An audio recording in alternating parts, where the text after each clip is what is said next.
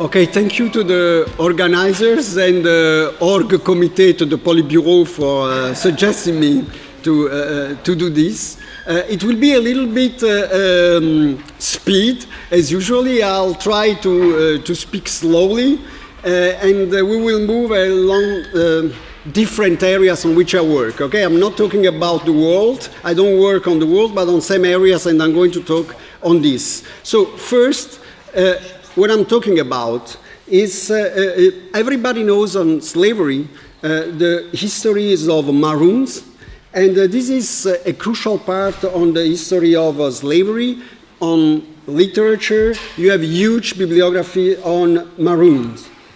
My argument is the following one, that runaways and fugitives are at the core of these lectures, actually are a broader category of people, not only slaves or conscripts, but also since the mid-century, mid-17th century, up through the end of the 19th century.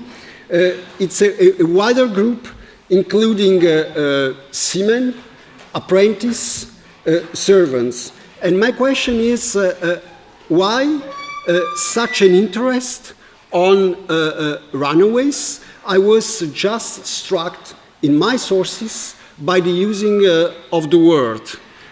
In Russian, in British, in English, or in French, or in other languages, there is a huge attention and an increasing using of the word runaways or fugitive to discuss of peasants, normal servants. And so my question at the origin was why this word in so many different languages and so widespread in the sources. Okay, this was a very basic question. I want to precise since now that I do not say that all those people are slaves.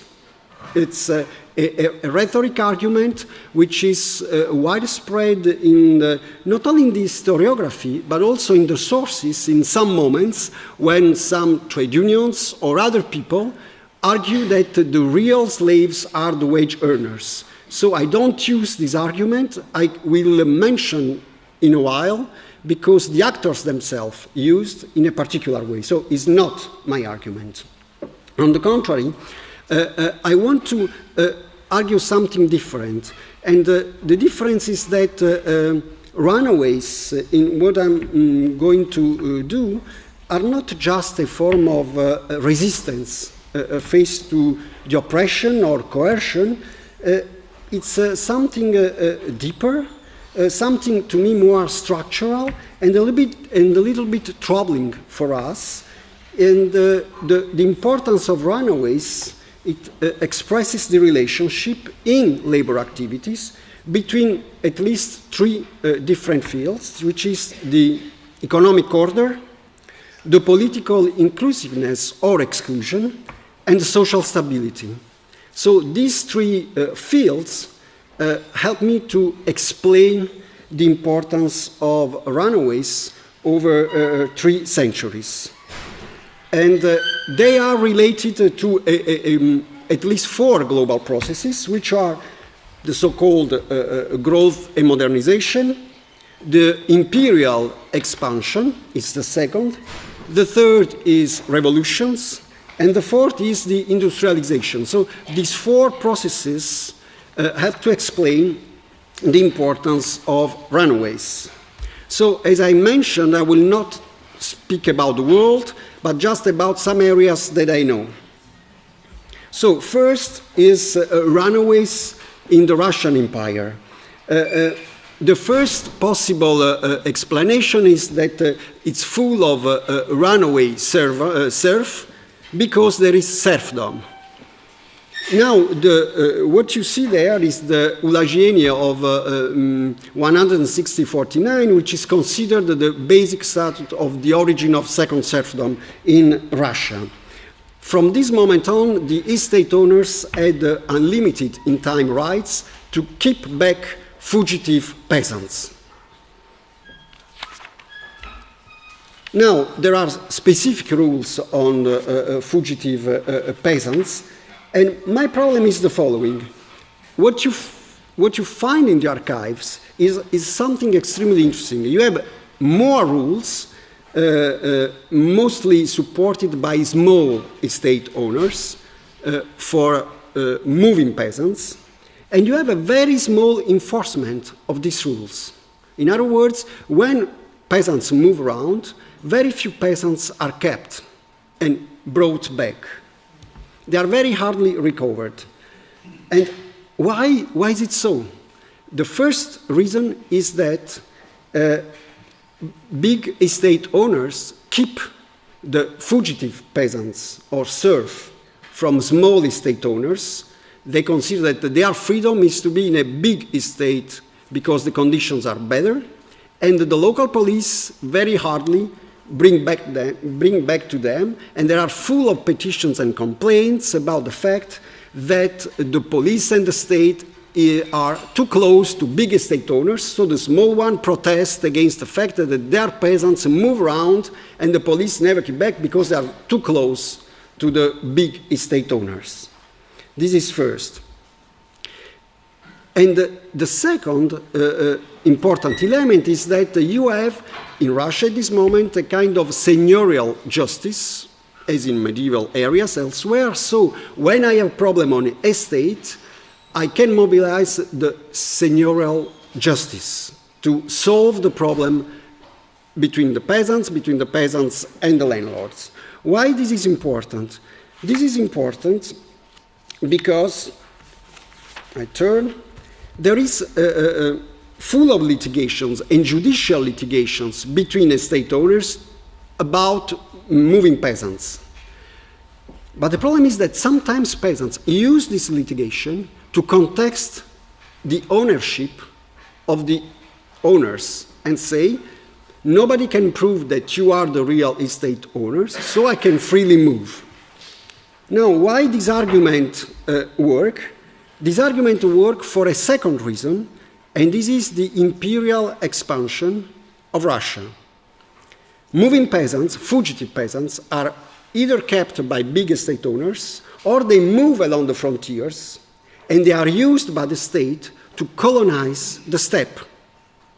And when the estate owners say, I would like to have back my peasants, local garrisons say, what I have to do? I have to send back or occupy the steppe. And central authorities prefer to keep a few peasants and keep the other around the steppe. Otherwise, you cannot have the creation of the Russian Empire. Without fugitive peasants, this was impossible. So they move around, supported by the state, who officially was supposed to stop the peasants.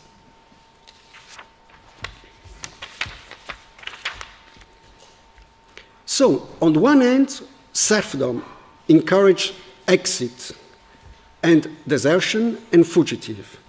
But on the other hand, it stopped or encouraged this because of the tension between small and big estate owners and unfair competition, as they said, and also because of colonization.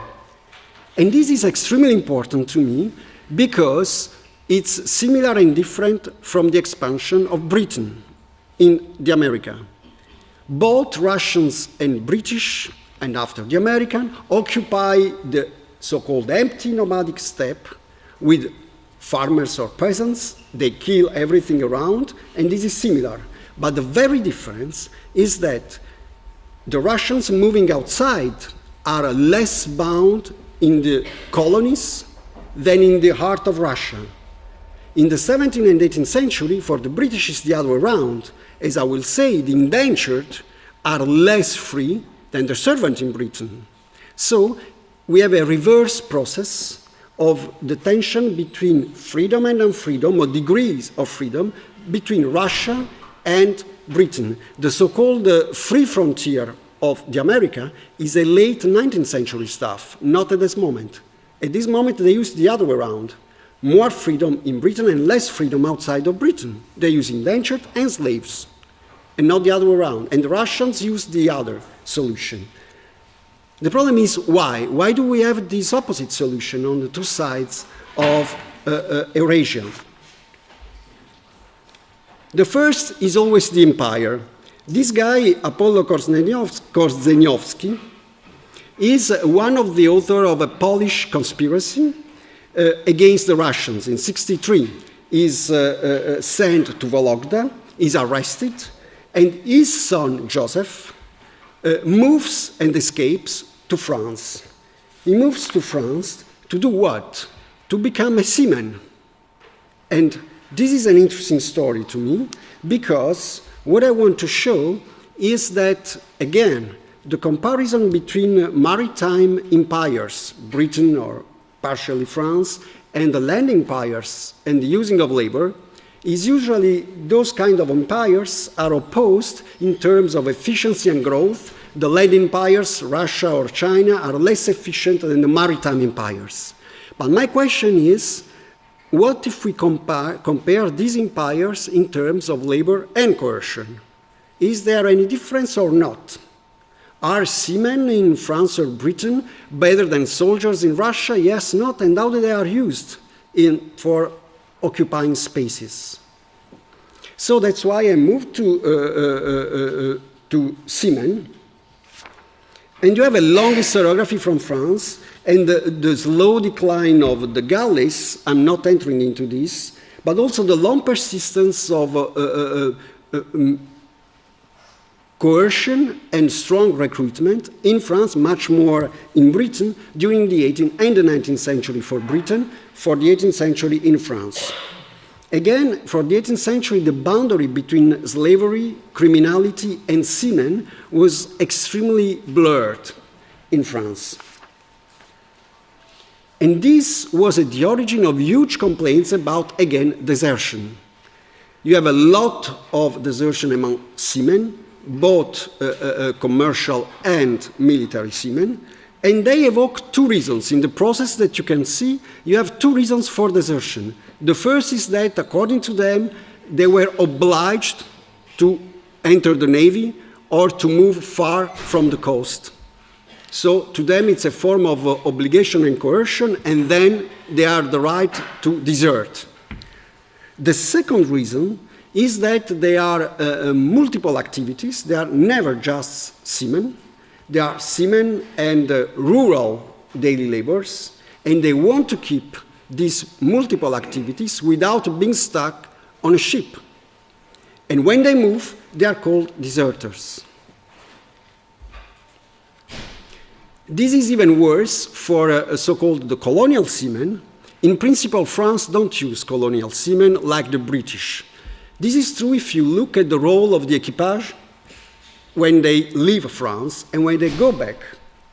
But if you use other sources, in particular, the role of the equipage of the East Indian Company moving to India, and the Captain diaries and other sources in Pondicherry, you find a different story. And the different story is that when the French ships are in the Indian Ocean, some or most of the French seamen either are ill or they must trade with pacotille, and so they need the local seamen, which are kidnapped, put on the boat, and after a couple of years they are put way back, and the boat come back to France with no notice officially on the disembarkment roll.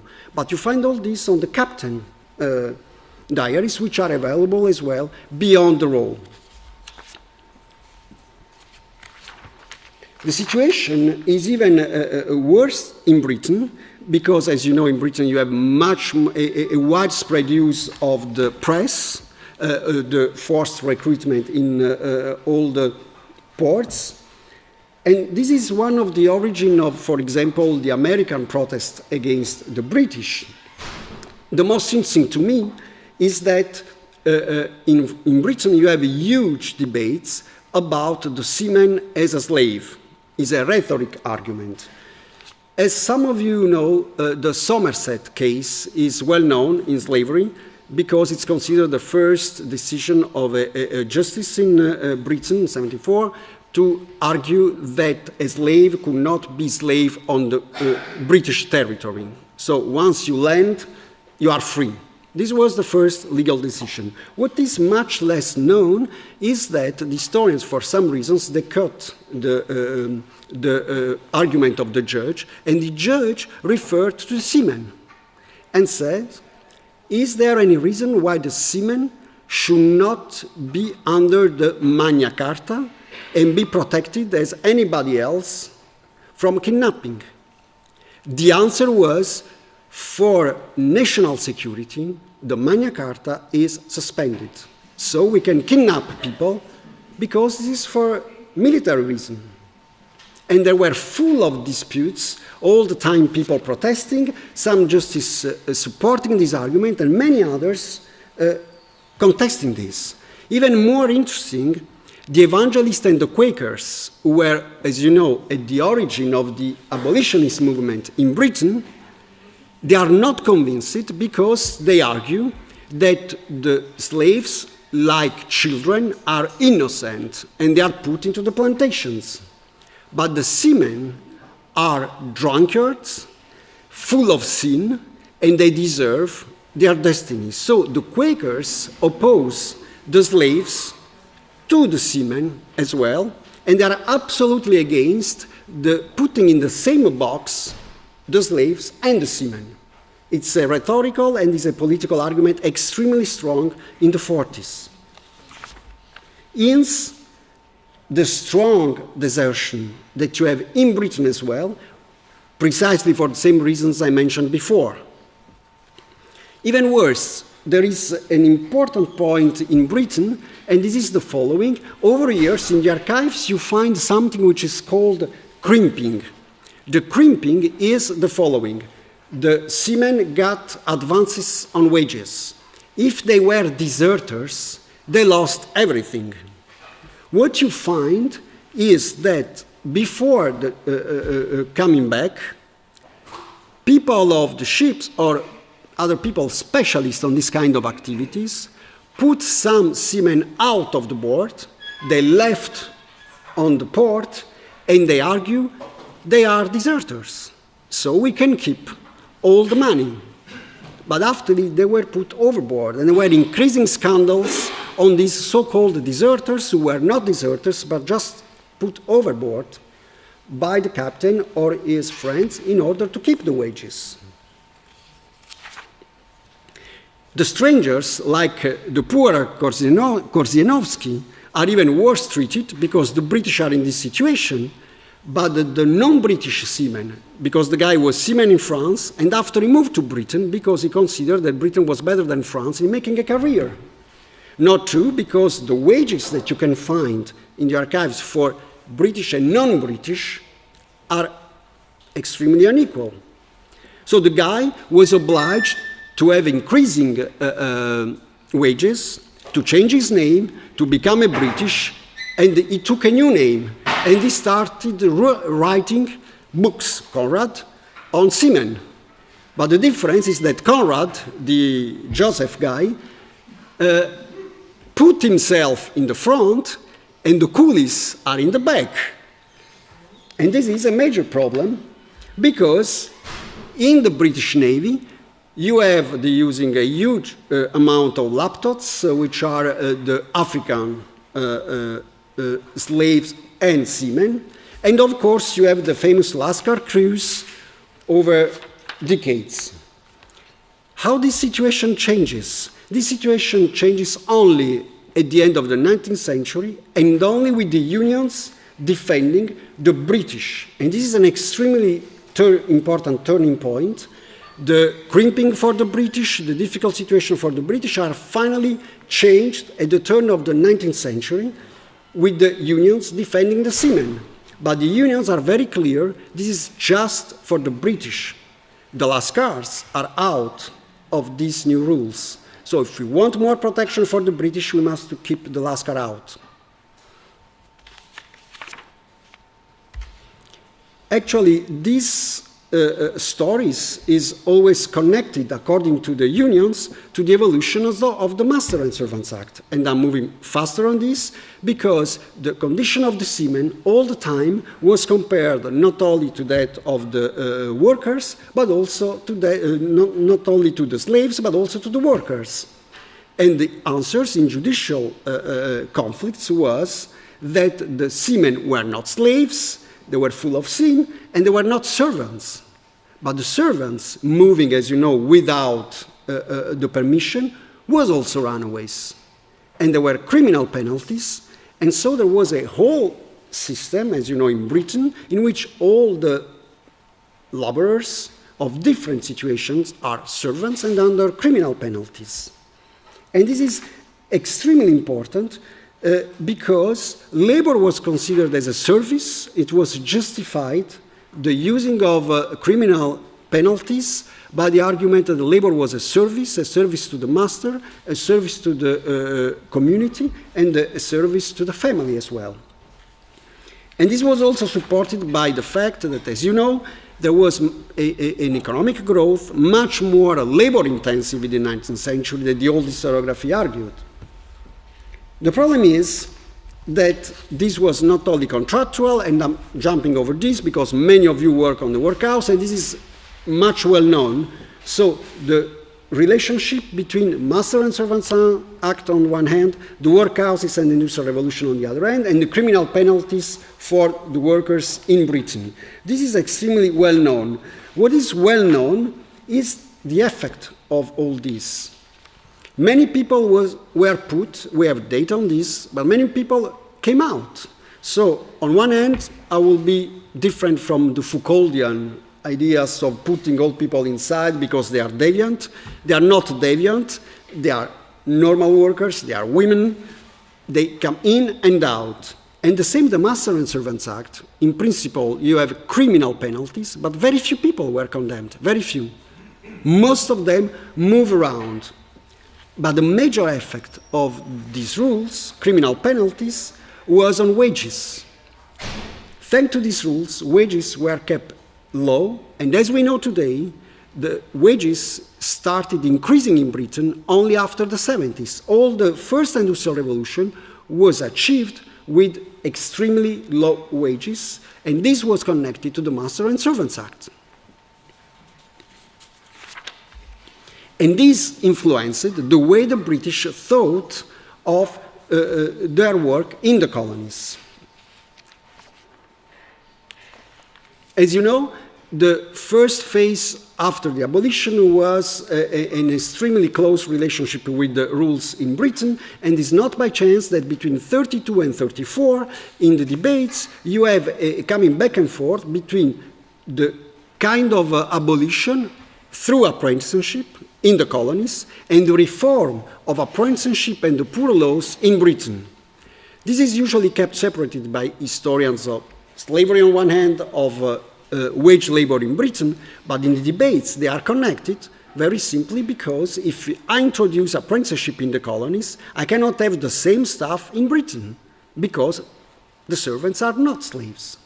And this is extremely important in this argument. So the evolution of the poor laws and the evolution of the post-slavery are connected. First, because wage earners are not slaves, according to this argument, and second, because both the former slaves and the servants are not inclined to work. So we need to keep wages low, otherwise they don't work.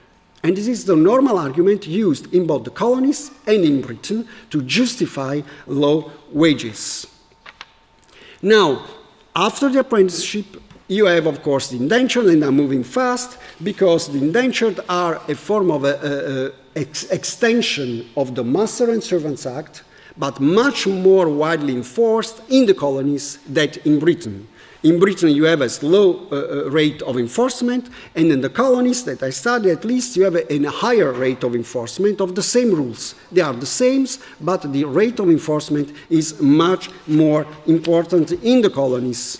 And because of this, you have, I'm working only on two situations, Mauritius and Réunion Islands, to compare in concrete France and Britain. So I'm starting with Mauritius, And with Mauritius, it's extremely interesting. The obsession with runaways. If you enter not only the archives of the police, but what I did is to enter the archives of each estate. And you have each estate and accounting and accountability, name by name, and the penalties put for absenteeism and desertion. Even if they are real, this is desertion or absenteeism. So I can fine you and keep a good part of your wage. So there was an obsession with runaways. Sometimes, like the seamen, they were not runaways, they were ill. But this justified increasing penalties against the indentured.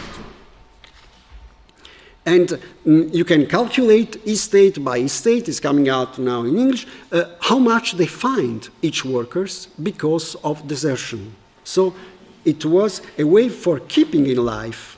The French way is completely different. France is interesting for a very simple reason. As you know, you have not criminal penalties like in Britain. Since the revolution, no way of having criminal penalties in the contract.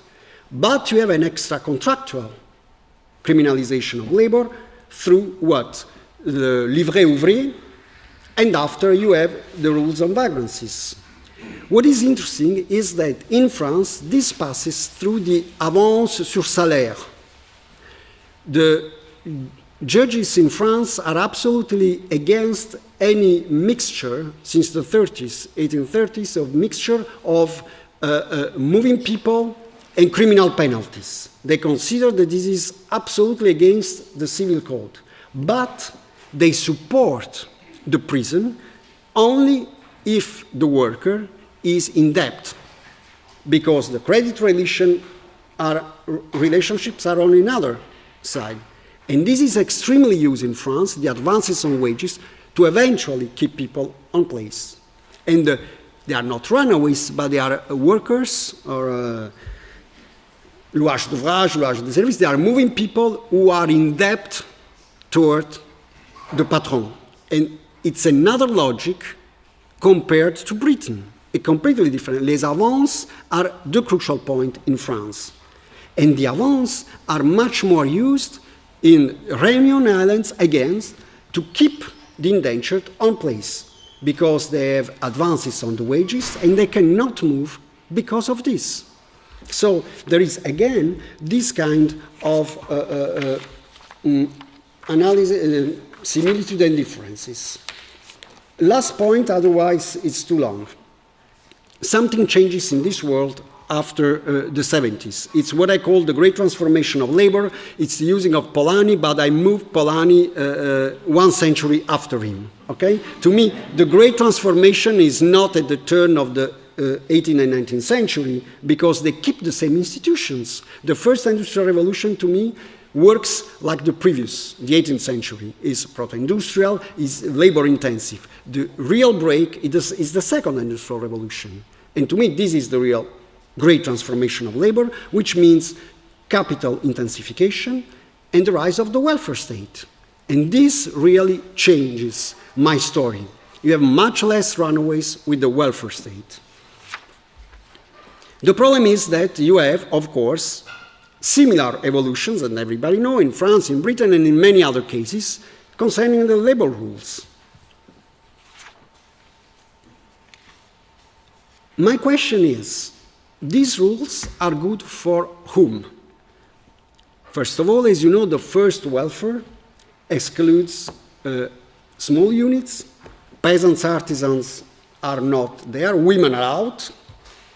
And the most important to me is that the great transformation of labor is made against the colonies. The colonial world are radically outside of these new rules.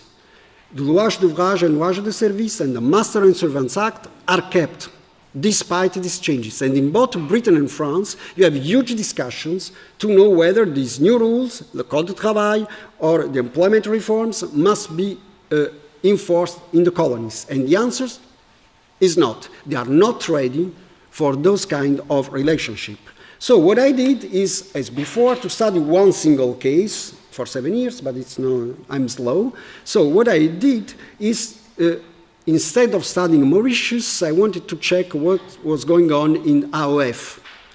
And so you can find many stuff in the archives on the debates and the enforcement of rules, or which kind of relationship you have in each concession. As you know, in the AOF, you have the concession system, and you have archives saying in each concession company, which kind of labor do they use. All of them are against the new labor contract inspired by socialists and sociologists, as they say, in the Hexagon. So they are against. But they cannot call indigenous people slaves, because in principle, French abolished slaves in Africa. So they call, how? They call them engagés, because this works, we can keep them, we advance the money, they are not officially slaves, they are engagés. They love this, and so they are all engagés. Even if they are not from distant areas, they are engagés, full of engagés everywhere, a lot of scandals, of course, and this is, to me, a major problem. So, the important story is that in Africa itself, abolitionists or anti-slavery people in France made something extremely interesting. They evoked freedom as a natural right, and this didn't work. Didn't work as it didn't work in France itself. As you know, the natural right was used in the 18th century by the Compagnons, but it never worked for slavery, never. The natural right and slavery didn't match. First of all, at the time, because eventually Negroes are not necessarily human, so natural it doesn't work, and they are not human rights.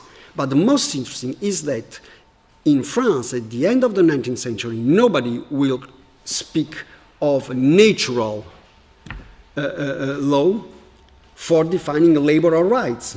But they use this constantly for the colonies, and this is a system to justify the persistence of bondage in the colonies. Some conclusions, so, of all this story. Let us take Hirschman, my original story, Voice, Exit, and Loyalty. Hirschman didn't use for my stories, but I'm trying to use, as I moved Polanyi, I'm moving Hirschman in my way, okay? So don't worry about Hirschman, he was a nice guy, he's always very good, but I use him in a different way. So to him, the Voice and Exit was the contrast between politics and the economy, to be very brief. And loyalty was a problem. It never developed really the residual. Now, what if we use Hirschman to explain My Runaways? So my problem is not to have a general model, but just to have a commentary starting from these experiences and Hirschman. And my argument is that, first of all, between the 17th century and the end of the 19th century, and beyond, of course, in the colonial world, most working people, the serfs, the slaves, the daily laborers, or the servants, the conscripts, had no voice, or only a very weak one, because they have no political rights. They have a very few civil rights, and they have absolutely no social rights.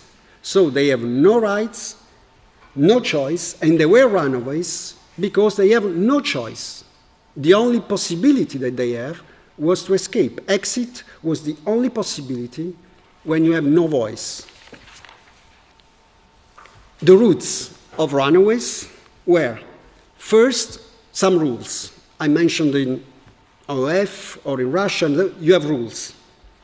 But rules alone cannot work if you have not a support, a sustain, and this was an important social perception in all the situations I studied. Probably in many others it's not true, but in my situations, the rules were adopted and they were enforced more or less, but they were there because labor was considered a service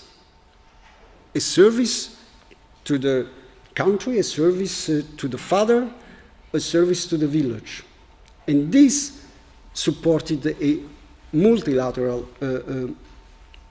enforcement and agreement on rules. And the third is that you could not have this if you have not a labor-intensive economic growth until the end of the 19th century. Labor was the factor beyond the Industrial Revolution and beyond all these stories. The end of my story, and no voice, was the welfare state. But the problem is that the welfare creates a new divide. Until the welfare, you have, in Britain, all the laboring were out. They were servants with a few rights. In France, you have no criminalities, but no right to vote until the end of the 19th century, and very unequal rights according to the rural, non-rural, gender, and so on. In Britain, everybody. In France, it was segmented.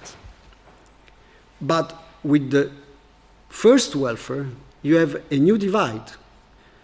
You have an inclusiveness on increasing workers, but you must reach the Second World War to include most of them, including peasants and women.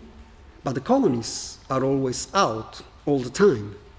And because of this origin, until nowadays, we pay the price of this opposition between the welfare and voice for former colonial. And this is where we are today.